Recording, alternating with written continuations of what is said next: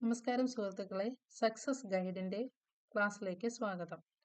വളരെയധികം ആവർത്തിച്ച് ചോദിക്കുന്നതും വളരെ പ്രധാനപ്പെട്ടതുമായ കുറച്ച് ക്വസ്റ്റ്യൻസ് ആണ് നമ്മൾ ഇന്നിവിടെ നോക്കാൻ പോകുന്നത്.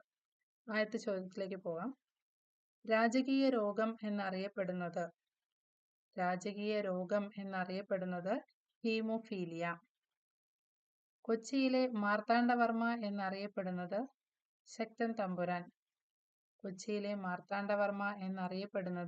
ശക്തൻ തമ്പുരാൻ.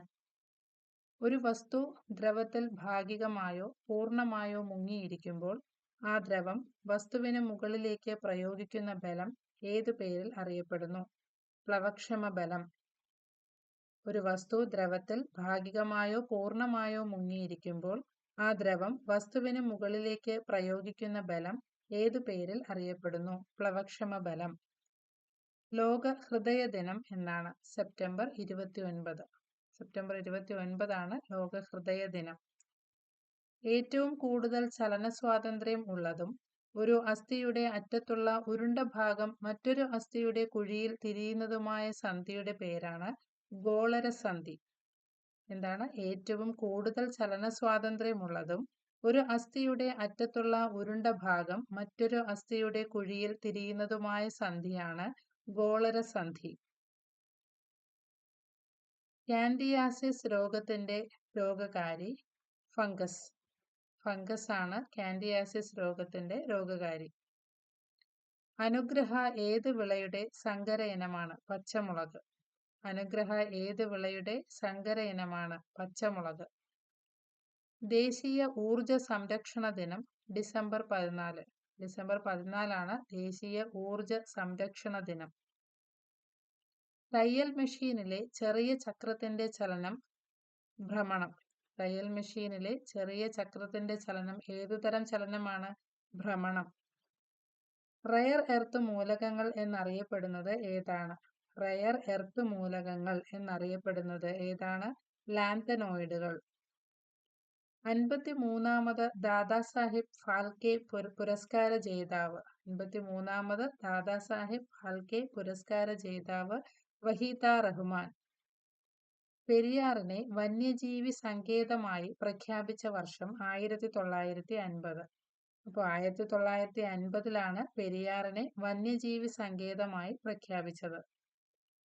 സോളാർ കുക്കറിൽ ഉപയോഗിക്കുന്നത് ഏതു തരം ദർപ്പണമാണ്? കോൺകേവ് ദർപ്പണം. സോളാർ കുക്കറിൽ ഉപയോഗിക്കുന്നത് ഏതു തരം ദർപ്പണമാണ്? കോൺകേവ് ദർപ്പണം. വനങ്ങളുടെ സംരക്ഷണവുമായി ബന്ധപ്പെട്ട് 1983 കർണാടകത്തിൽ ആരംഭിച്ച പ്രസ്ഥാനം അപ്പിക്കോ പ്രസ്ഥാനം. വനങ്ങളുടെ സംരക്ഷണവുമായി ബന്ധപ്പെട്ട് 1983 കർണാടകത്തിൽ ആരംഭിച്ച പ്രസ്ഥാനം അപ്പിക്കോ പ്രസ്ഥാനം. ട്രാവൻകൂർ സ്റ്റേറ്റ് ട്രാൻസ്പോർട്ട് ഡിപ്പാർട്ട്മെന്റ് സ്ഥാപിതമായ വർഷം 1938. 1938 ട്രാവൻകൂർ സ്റ്റേറ്റ് ട്രാൻസ്പോർട്ട് ഡിപ്പാർട്ട്മെന്റ് സ്ഥാപിതമായത്. ഗീതയ്ക്കു മാതാവായ ഭൂമിയെ ദൃഢം ഇതുമാതിരിയൊരു കർമ്മയോഗിയെ പ്രസവിപ്പു. ഈ വരികളിൽ വള്ളത്തോളിന്റെ ഏത് കൃതിയിലേതാണ്? എന്റെ ഗുരുനാഥൻ.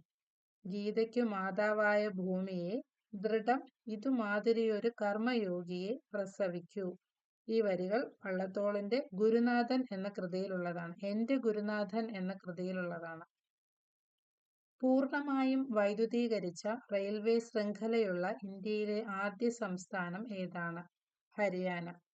പൂർണ്ണമായും വൈദ്യുതീകരിച്ച റെയിൽവേ ശൃംഖലയുള്ള ഇന്ത്യയിലെ ആദ്യ സംസ്ഥാനം ഹരിയാനയാണ്. കാഷായം ധരിക്കാത്ത സന്യാസി എന്നറിയപ്പെടുന്ന നവോത്ഥാന നായകൻ ആരാണ്? കാഷായം ധരിക്കാത്ത സന്യാസി എന്നറിയപ്പെടുന്ന നവോത്ഥാന നായകൻ ചട്ടമ്പി സ്വാമികളാണ്. നിലവിലെ ഘടന അനുസരിച്ച് GST സമിതിയുടെ ചെയർമാൻ ആരാണ്? നിലവിലെ ഘടന അനുസരിച്ച് GST സമിതിയുടെ ചെയർമാൻ കേന്ദ്ര ധനകാര്യമന്ത്രിയാണ്. ആരാണ്? കേന്ദ്ര ധനകാര്യമന്ത്രിയാണ്. മലേഷ്യൻ മാസ്റ്റേഴ്സ് ബാഡ്മിന്റൺ കിരീടം നേടിയ മലയാളി ആരാണ്? മലേഷ്യൻ മാസ്റ്റേഴ്സ് ബാഡ്മിന്റൺ കിരീടം നേടിയ മലയാളി HS പ്രണോയിയാണ്. സാറ തോമസിന് കേരള സാഹിത്യ അക്കാദമി പുരസ്കാരം ലഭിച്ചത് ഏത് കൃതിക്കാണ്? നാർമടി പുടവ. സാറ തോമസിന് കേരള സാഹിത്യ അക്കാദമി പുരസ്കാരം ലഭിച്ചത് നാർമടി പുടവ എന്ന കൃതിക്കാണ്. ഇന്ത്യൻ വന നിയമം നിലവിൽ വന്നത് 1927-ലാണ്. ഇന്ത്യൻ വന നിയമം പാസാക്കിയത് എന്നാണ് 1927. വന്യജീവി സംരക്ഷണ നിയമം പാസാക്കിയത് 1972. 1972-ലാണ് വന്യജീവി സംരക്ഷണ നിയമം പാസാക്കിയത്. പ്രോജക്ട് ടൈഗർ നിലവിൽ വന്ന വർഷം 1973. 1973-ലാണ് പ്രോജക്ട് ടൈഗർ നിലവിൽ വന്നത്.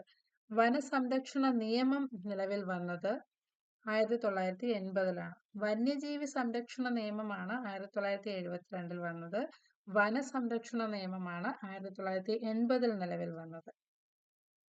ഇന്ത്യയിലെ ഏറ്റവും വലിയ കൽക്കരിപ്പാടം ഝാറിയ.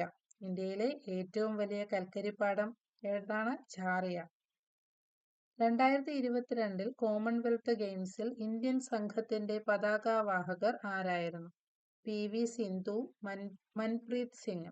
2022 കോമൺവെൽത്ത് ഗെയിംസിൽ ഇന്ത്യൻ സംഘത്തിന്റെ പതാകവാഹകർ ആരൊക്കെയായിരുന്നു? PV സിന്ധു, മൻപ്രീത് സിംഗ്.